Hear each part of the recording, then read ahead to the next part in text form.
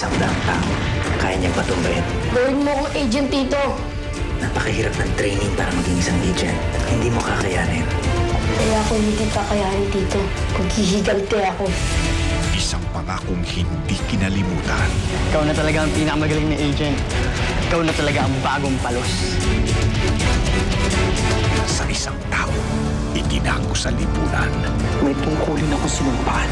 Hindi ko pwedeng baliwalain yung para lang sa sarili ko.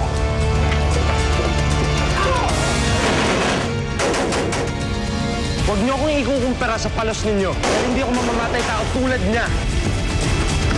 Ako pagdating sa akin, pinag-aaralan ko lahat ng bagay, kahit yung pinakamaliit na detalye. Yan ay bilang paghahanda ko sa paghaharap namin ni Palos. Ngunit ang galit ay pansamantalang mapipigilan dahil sa likod ng bayolenteng mundo, isang pag-ibig ang mabubuo. Dito sa'yo tabi. Ngayong 2008,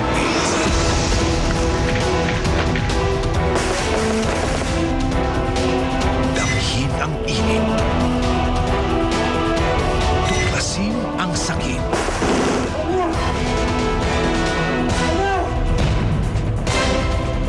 At pakawalan ang galit.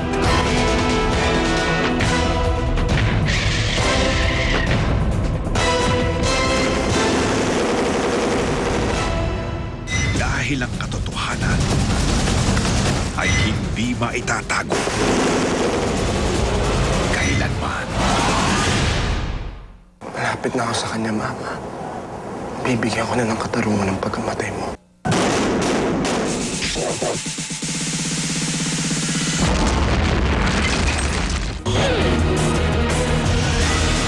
Palos. Malapit na.